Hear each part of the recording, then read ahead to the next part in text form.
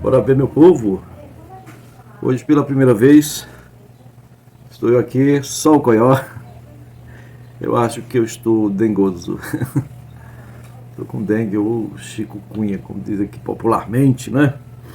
Bom, mas nosso texto de hoje você vai poder seguir me acompanhando aí.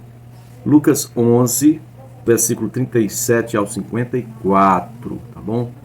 A questão da condenação dos fariseus, que está na página 1087 ou 1087 da Bíblia em ordem cronológica, meu povo. Vamos lá. Tendo terminado de falar, um fariseu o convidou para comer com ele.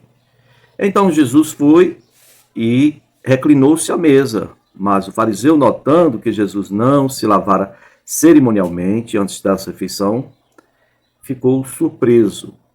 Aqui, logo de início, nós precisamos pontuar o seguinte, meus queridos.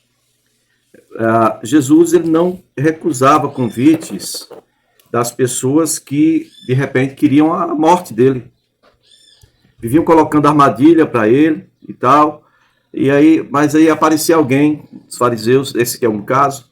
Tem outro caso em que um fariseu chamado Simão, né, convida-o também para um jantar.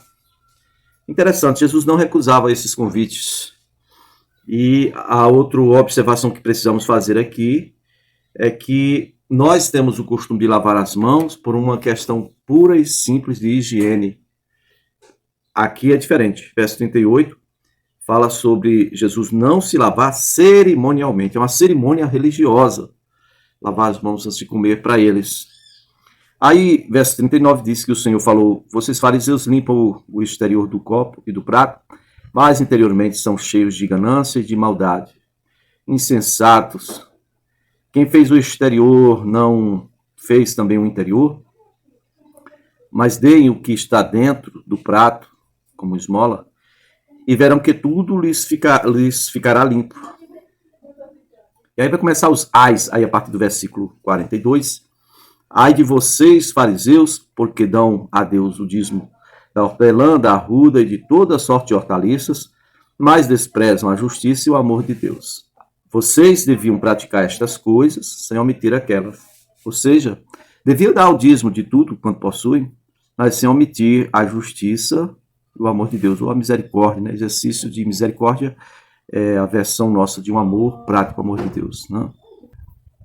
Versículo 43, o segundo ai. Ai de vocês, fariseus, porque amam os lugares de honra nas sinagogas e as saudações em público. Terceiro ai de vocês, fariseus, né, no caso, porque são como túmulos que não são vistos, ou sobre os quais os homens andam sem saber. Ou seja, os homens se tornam impuros por andar sobre túmulos. Eles é tipo uma armadilha. Fariseu aqui é como uma armadilha. São religiosos, mas é uma armadilha para os homens. Aí um dos peritos da lei, né, um escriba, fala: mestre, quando dizia estas coisas, insultas também a nós. Verso 46, quanto a vocês, peritos da lei, ou escribas, disse Jesus. Começar o ai aqui para os escribas. Ai de vocês também, porque sobrecarregam os homens com fardos que dificilmente eles podem carregar. E vocês mesmos não levantam um dedo para ajudá-los. Segundo ai de vocês, escribas, porque edificam os túmulos dos profetas, sendo que foram os seus próprios pais ou antepassados que os mataram. Assim vocês dão testemunho de que aprovam o que os seus antepassados fizeram. Eles mataram os profetas e vocês lhe edificam os túmulos. Os escribas aqui, meus amados, eles são o grupo que substituiu os profetas. Tá? 400 anos aí entre o Novo e o Velho Testamento, não houve profeta, não foram levantados profetas. Então, os escribas passaram a ser a referência de profecias. Tanto é que a gente vê que quando se falou os magos que vindo do Oriente perguntaram a Herodes onde estaria o recém-nascido rei dos judeus, eles chamam os escribas. Diz: olha, como é que as profecias dizem aí, onde, quando ele deveria nascer. Aí diz: não, em Belém, tal, né? Você vê aí, Versículo 49. Por isso, Deus disse em sua sabedoria: eu lhes mandarei profetas e apóstolos, os quais eles matarão a alguns e a outros perseguirão. Quais são, que diferença aqui, que diferença há aqui entre profetas e apóstolos? Aqui não é o apóstolo segundo a ideia de apóstolo do Novo Testamento. Na verdade, apóstolo aqui quer dizer enviados. E quando diz aqui, o Senhor em sua sabedoria está dizendo que eu vou enviar profetas e apóstolos, eu vou enviar profetas e outros enviados. Quem são os enviados? Provavelmente são aquelas pessoas que, mesmo não sendo profetas, foram tomados em um momento ou outro pelo espírito de profecia e profetizaram, né, e pagaram um alto preço por isso aí. Isso está no versículo 49. Versículo 50 diz: pelo que esta geração será considerada responsável pelo sangue dos profetas derramado desde o princípio do mundo, desde o sangue de Abel. Veja, Abel primeiro foi morto pelo seu irmão Caim, está falando de irmão matando irmão, né? Primeiro homicídio, até o sangue de Zacarias, que foi morto entre o altar e o santuário. O sangue de Zacarias. Olha, entre o altar do sacrifício e o santuário, é o local onde se oferece sacrifício, né? O Zacarias aqui, ele era sacerdote, não era profeta. O Zacarias aqui era meio-irmão do rei Joás. Como é que você sabe? Como é que você pode saber mais disso? Você pode procurar o meu vídeo aí, vídeo 285. Vídeo 285 vai falar de uma história da época daquela louca da Atalia, né? Matou os descendentes para poder ficar reinando. O que acontece? Ela não conseguiu matar todos, né? Ficou o Joás, ou Jeoás. Ele foi cuidado pelo sumo sacerdote, Joiada. Joiada era o sumo sacerdote, casado com a parenta do Joás, né? E, então, o que acontece é que o sumo sacerdote Joiada criou o rei Joás até o 6º ano escondido no templo. No 7º ano, ele consagrou, né, o Joás ao reino, tá? E destituiu a Atalia. E o que aconteceu foi que, depois da morte do Joiada, esse rei Joás, ele desviou-se do caminho do Senhor. Esse rei Joás foi quem instituiu, por exemplo, aquele imposto do templo, que depois as pessoas chegam perguntando se o mestre não pagava. Lembra dessa história? Foi o Joás que estabeleceu esse imposto do templo, das 2 dracmas. Você vai ver isso lá no vídeo 285. E se olhar o 284, é que vai falar sobre esse imposto, tá bom? A questão é, quando fala que o sangue de Abel foi morto pelo seu irmão, esse Zacarias não se trata do Zacarias profeta que tem um livro aqui, não. Esse Zacarias era um sacerdote, filho do Joiada, que foi morto por ordem do rei Joás, que era meu irmão dele. Ora, se Joás tinha sido criado pelo Joiada, o Zacarias era filho do Joiada. Então, irmão matando o irmão aí. Coisa triste, né? Olha lá o vídeo 285, tá bom?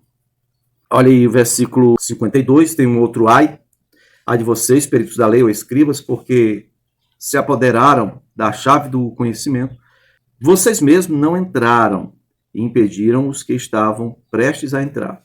Quando Jesus saiu dali, os fariseus e os mestres da lei começaram a opor-se fortemente a ele e a interrogá-lo com muitas perguntas, esperando apanhá-lo em alguma coisa que ele dissesse. Agora, mais um texto, seguindo em Lucas, capítulo 12, do versículo 1 ao 12, onde está assim, sobre a providência de Deus, né?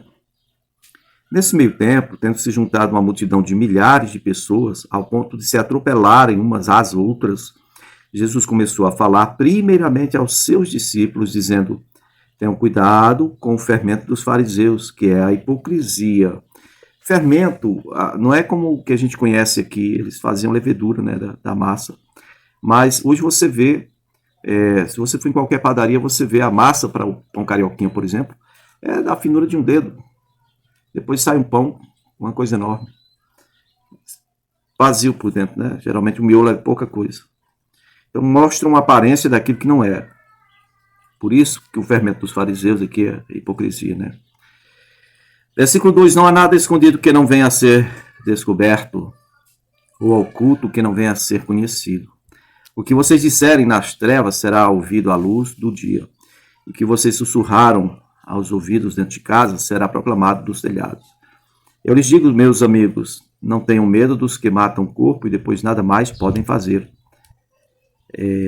Mas eu lhes mostrarei a quem vocês devem temer. Temam aquele que depois de matar o corpo pode, tem o poder para lançar no inferno. Sim, eu lhes digo, esse vocês devem temer. Não se vendem 5 pardais por 2 moedinhas? Contudo, nenhum deles é esquecido por Deus. Até os cabelos da vossa cabeça, ou até os cabelos da cabeça de vocês estão contados. Não tenham medo, pois vocês valem mais do que muitos pardais. Eu lhes digo, quem me confessar diante dos homens, também o Filho do Homem o confessará diante dos anjos de Deus. Mas aquele que me negar diante dos homens, será negado diante dos anjos de Deus. Todo aquele que disser uma palavra contra o Filho do Homem será perdoado, mas quem blasfemar contra o Espírito Santo não será perdoado. Quando vocês forem levados às sinagogas e diante dos governantes e das autoridades, não se preocupem com a forma pela qual se defenderão ou com o que dirão, pois naquela hora o Espírito Santo lhes ensinará o que deverão dizer. Bom, aqui está a questão da oposição ao ministério de Jesus e ao próprio Senhor Jesus, né?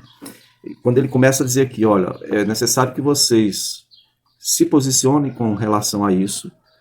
E ele está dizendo simplesmente o seguinte, se você não tem peito para confessar-me diante dos homens, bom, eu também não vou te confessar diante de meu Pai e diante dos anjos. Qual é a questão aqui? É que hoje, por exemplo, aqui no Brasil, é uma nação livre, né? Não tão livre quanto antes, mas ainda temos a liberdade de expressão religiosa, ainda temos. Algumas leis que tentaram colocar e foram barradas, e ainda temos um pouco de liberdade de expressão. Mas aqui as pessoas não tinham. Aqui, quem confessasse, quem declarasse que Jesus era o Messias, o Cristo, era expulso da sinagoga.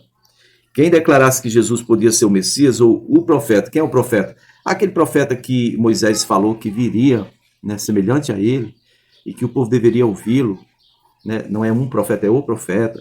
Quem declarasse que Jesus era o profeta ou o Messias, ou alguma coisa assim, era expulso da sinagoga, não tinha mais como participar de nada. Já pensou a tradição mais forte do judeu, o Shabat, né, desde Moisés para cá, na sexta à noite, de tardezinha, quando o sol se põe, começa o Shabat. E geralmente eles ficavam participando da sinagoga. E você ser excluído da sinagoga, nesse caso, seria você ser excluído da sua fé, né? Seria o mesmo que você ser expulso da sua religião. Se você declarasse que Jesus era o Cristo, você seria expulso da sua religião. Seria isso. Hoje, o que te impede de confessar Jesus? Declarar que Jesus é o Cristo, de confessar Jesus como Senhor de sua vida. O que você tem a perder? Bom, geralmente as pessoas não têm nada a perder. É só uma questão de ego mesmo. Não, eu não quero confessar Jesus. Elas querem ouvir enquanto a palavra está agradando. Quando a palavra começar a cobrar, aí elas já não querem mais ouvir. Confessar é outra coisa, né? Pois é isto. Que o Senhor vos abençoe e vos guarde. E, se puder, se inscreva no canal aí para me ajudar, tá bom? Deixe seu like para dar relevância. E amanhã, se o Senhor nos permitir, nós faremos mais um vídeo para você.